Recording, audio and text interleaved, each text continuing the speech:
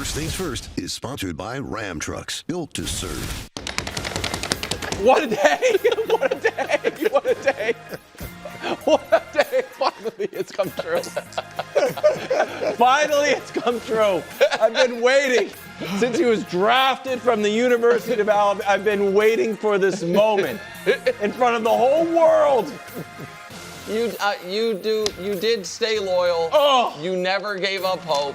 Just loving it. I give you credit, Waz. You went out on a limb for your boy. Not really. You National delivered. champion, undefeated, set the completion record, throws a pillowy ball out there. We're starting with Mac Jones, almost 350 yards, 2 touchdowns, 5 starters out, 1 functional leg, 33 pillowy completions. 49ers are 4-1. Perfect. 3-0, completing 67% of his passes. Look at the yards per game. Leading the NFL. What did the 49ers prove to you?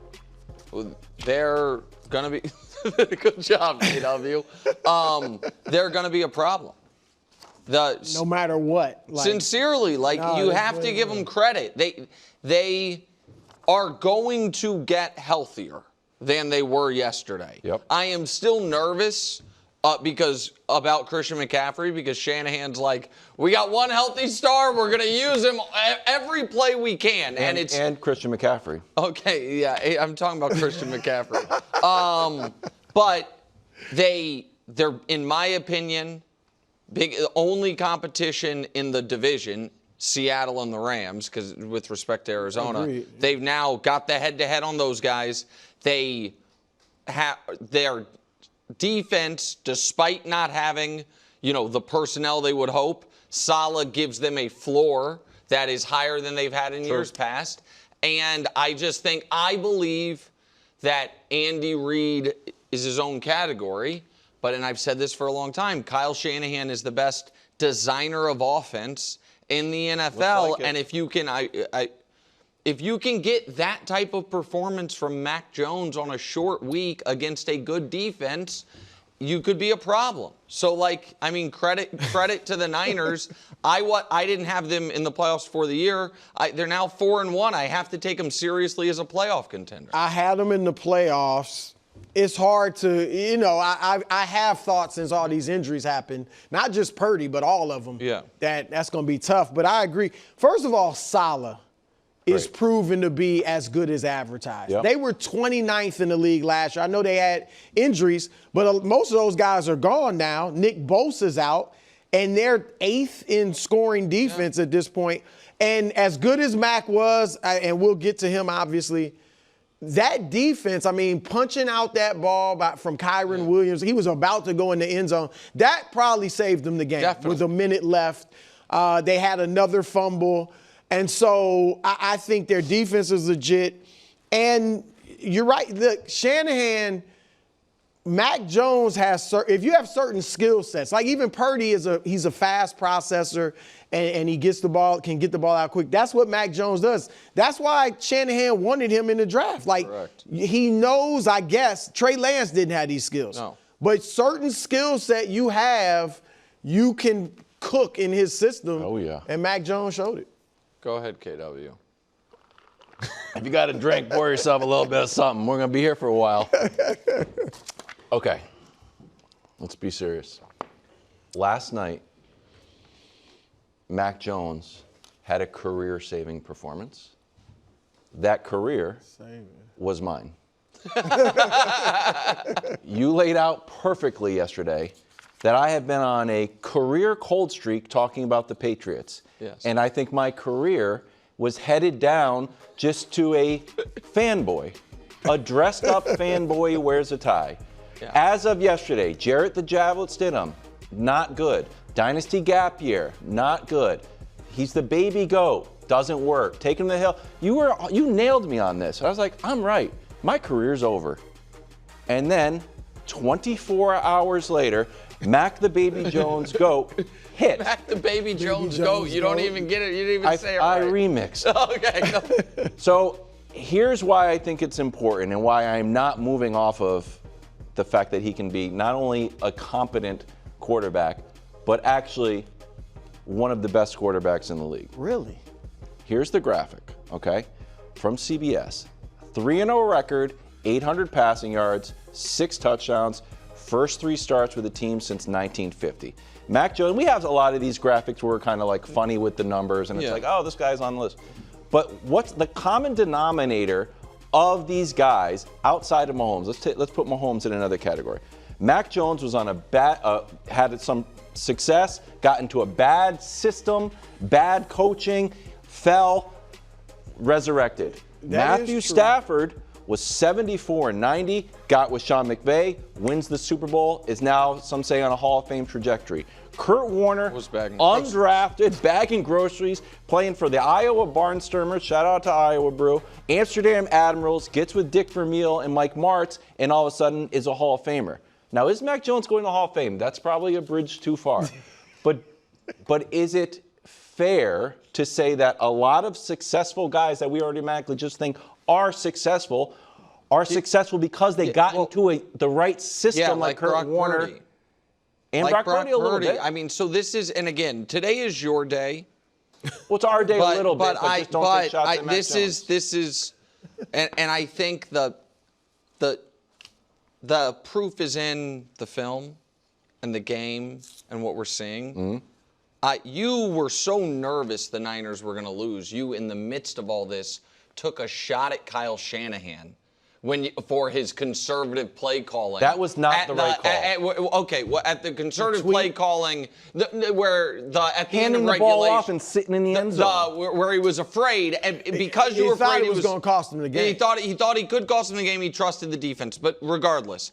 The point that I think that is, I text you. I didn't even tweet you. When I tweet about you, I'm joking around. When I'm texting you, I'm like serious wild. I didn't say take that down. That's the right call from Kyle I didn't. Did you like what he did in that? I would have done the same thing, but that's not my point. Okay. My point is this. We now have voluminous evidence that if you are a starting caliber quarterback in this league, you can look like a star with Kyle Shanahan. Jimmy G looked like a star. He was not. Brock Purdy looked like a star. I do not believe he is. Mac Jones looks like a star. I don't think he is. Those are, and so, like, do I think, KW, that if they had drafted Mac Jones instead of Trey Lance, they might have played the Chiefs in the Super Bowl 2 years ago? I do. Because we saw what Mac did yesterday. The only star weapon he has is McCaffrey, and when you listen to his quotes, he's like, man, Kyle told me if I take 3 steps and look to the left, Christian McCaffrey's going to be open, and that hasn't happened to me since Alabama.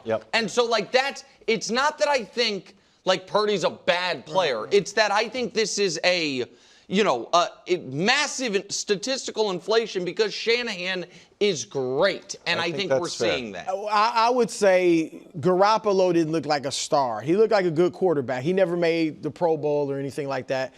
And Mac is 3 games, and I don't want to rain on his parade. He's been great. He's played better than Purdy this year, there's no question. But it's only 3 games. You do want to see a bigger sample. I agree, and I would power rank them by ability. Purdy, Mac, Garoppolo. That's what I think. Purdy is more athletic, can make extend plays better. Mac is his size could help him. And so, like, grittiness. He's tough. Look, he got banged up last night. This we don't have time for today. It's also why, if I were the Niners, I would be like, if we don't need to spend all that money at quarterback. We can always have a super team, because if we can get really good performances out of a guy like Mac Jones. A guy like Mac Jones, national champion. National champion, completion percentage. Rams fumbled the win at the goal line, and then McVay fumbled the play call at the end of the game. Stafford was untouched and unstoppable, but not enough. Rams dropped at 3-2. How bad was this loss? I mean, it's brutal. It's absolutely brutal, because while we're giving Mac all his flowers and he deserves them, I thought the Rams, left a ton of meat on the bone, not just the fumble at the 1-yard line. They are having real trouble with their kicking game. Hey, what's going on? They got that. They had an extra point blocked. That was to take the lead. And missed the field goal. Right, missed the field goal, had an extra point blocked. Cardi's been having issues. And I think the Rams are Super Bowl contenders. I think they are fighting for seeding. You know what I mean? Home games. They won't have the head-to-head with Philly if they finish with the same record. And the Niners now are in the catbird seat in the division in a game where you were healthier. You were at home, but not in any real way because I was shocked at. I always heard like, oh, they travel well. No. It was just a sea of red. And where they had to go silent count some of the night. And so I thought Stafford, what makes you feel good is Stafford is now stacking awesome games. Like he was awesome last night, but you shouldn't be 3-2. And they have a real chance they could be 5-0. And instead they're 3-2. Yeah, and they have, you got to wonder, I mean, they'll be fine, but morale has to be low. This is now 2 incredibly disappointing losses. Philadelphia, where, you're up huge at halftime and you kind of let that one go, credit to the Eagles. And then this game where, like you said, self-inflicted wounds and you're facing a backup quarterback who hasn't played well throughout his career for the most part, and you don't win that's got to kill them. And look, Nick, I'm not as high on them as you are. I'll give them contender status, but I think they're a notch below like the Detroits, Green Bays, Philadelphias, and obviously that looked to be the case last night. Go ahead. Do you think Jalen Hurts and the tush push cast a shadow over this game? Whereas a lot of like 3rd and 1, 4th and 1 that weren't converted, 5 of 11 combined on 3rd and 1, the 4th and 1 to end the game. Jalen Hurts gets that. For me, it feels like that's what separates. Hurts definitely gets that's what separates, honestly, both teams from the Eagles. Where it's like we say winning is a skill, but you don't know how to actually quantify that. And it's just these little tiny details that you don't see happening with Philadelphia that you do see happening. Well, no, listen, I disagree with you on tiny details. I think it's that exact specific game situation that is super easy for Philadelphia and super stressful for every other team in the league. That's not a Rams problem. Every other team in the league, 4th and 1, you're holding on. You're nervous. Maybe Buffalo. Right. In certain situations. And Philly, you're not. It's wild to be nervous and be like, well, this is a guarantee for us. It's a guarantee for us, and everyone else is stressed. Where, like, some people think McVay should have kicked that. Yeah. I you know what I think mean? he made the right call. I do too, because call. it feels like if you kick it, you're just saying we'll take the time, right. which you shouldn't do. I also think from a morale perspective, losing to the Eagles is one type of stomach punch. Hubs, can we roll the video? Having this guy come into your building, cook you, do these types of things that you're going to see over the course of this game. Please show me we got the shrug. Okay, so he starts off like that. He then does the shoulder shrug. He then at some point in the game has his pants fall down. Yeah. He's got this soggy jersey. He's just eating bananas on the sideline. He's dry heaving for reasons we can't figure out. Greatness. That guy came into your building. He got pinched by his knee brace, and the broadcast thought he was done. This guy came in. There's a goofiness about him. You think? A little bit of goofiness about him. A little bit. About this guy? I love him, though. You're Matt Stafford. You're, as Brew called it, everybody's All-American, and Mac Jones comes in your building and cooks. That's a problem. What a night. Welcome back to First Things First. Time now for the hottest segment in all of sports. It's Upset Alert. First, let's go over to our standings expert. So, listen, Coach and Greg are running away with it. Coach picked the Raiders +7 at the Colts already. Wild's 49ers pick is under review. Let's go. So let's quickly go to the rules and see if there says anything about Thursday Night Football getting you any points. Nope, 0 points. Sorry. I thought you were going to get it. We're under review, and the rules are there for a reason, and so there we go. Go ahead, Brew. I think I'm going to surprise you guys. Okay. This is the week, and I don't think for some people the sky will be falling, maybe even for you guys. Broncos over the Eagles. All right, look, the Eagles are losing at some point. Right? They're losing at some point. They've toyed with it really all season. All 4 of their games have been close. And now they're misquoting scripture. It's just out of context, AJ. I mean, I'm glad you're in the word, but it's out of context, all right? So, yeah, I think the Broncos, great defense. They sack the quarterback. They don't give up to passing touchdowns. Some people will make a big deal out of it. I won't, but I think the Broncos going to be. It's on the board. Either Jalen Hurts is going to have a huge game or it's on the board. Quickly, doorstep of destiny game. I've been preaching it. What? Another doorstep of destiny? Oh, yeah, sorry. Punxsutawney Phil Football is here to say we're back on the doorstep of destiny. Patriots over Bills, probably straight up, but at least close. You're like, Josh Allen versus Drake. Well, let's look at the graphics here. How are they doing this year? Well, basically a wash. Let's be honest with you. No, that is basically a wash. Basically a wash. Basically a wash. Basically a wash? We're ready to say basically a wash? So what's it going to come down to? Probably defense, right? So who's got the better defense? Well, it's the Patriots. The Patriots have played a little bit of tougher opponents, too. So you're like saying they're a better team. That's well, we're about to find out Sunday night. And finally, a quick one. Vibes alert. Oh, Broncos doing something different. They're doing these cold front jerseys. The Bills, not the Broncos. Sorry, the Bills. Cold front jerseys. They've got everybody in white T-shirts. They're doing a big whiteout Penn State version. Well, how did that go last time we saw it? Penn State, yeah. Oregon, big upset. Goes on the road. Nobody believes in them, even though they were like. In fairness, Oregon might be better than the Patriots. What? I'm a Dan Lanning guy. So Patriots over Bills. Time now for Nick's picks. These shows are moving. Nick's picks. Listen, there's no shame in it. I'm not going to make excuses like Danny Parkins has and would and did. It's a tough weekend. The Chiefs pick was easy. I thought Aaron Rodgers wasn't going to do anything against the Vikings defense. Turns out Carson Wentz couldn't do anything against the Steelers defense. And the Bengals pick was an outright horrific pick. I thought they'd keep it close and set it down 21-3 at halftime. Luckily, I had a bit of a cushion, 6-6, much like the Kansas City Chiefs, 500 through September, ready to take off. First one, sorry, Brew, direct opposite. Eagles, 3.5-point favorites. Interesting. I had to double check this line. I was like, this game's in Philly, right?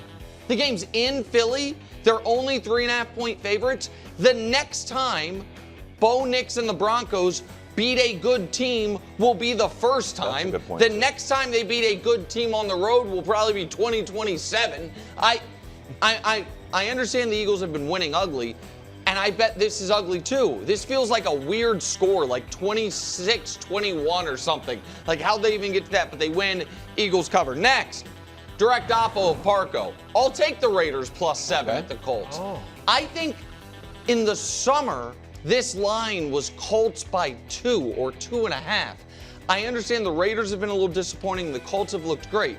I liked Genty's bounce back performance. I am not yet a full-on believer in Daniel Jones and the Colts, and I'm getting a full touchdown. I'll take the Raiders +7. And last but not least, put it there, KW. Oh, we're back. Doorstep of destiny time, boys. Holy at least 8.5. Come on. At least they keep it close. You know they're going to be firing late. And I think Vrabel's going to try to grind the game down. I am not impressed by the teams the Bills have faced the last few weeks. I do think the Patriots' defense is legit, and I think Mac is going to be chucking the ball around. I'm getting 8.5. I'm sorry, Mac. Drake May. Oh, Mac just came in? Drake May. I'm back. I've got my jersey. I'm getting 8.5 in a divisional game. That's so a lot of points. Eagles laying 3.5. Raiders getting 7. Patriots getting 8.5. That's a 3-0 weekend in America. Love it. Holy cow. What a show that was. Wow. Fantastic. Some people get paid for 30-minute shows. Oh, man. Holy moly. We'll see you on Monday. Thanks for watching. Subscribe here to get more from the show and to check out clips from other shows on FS1.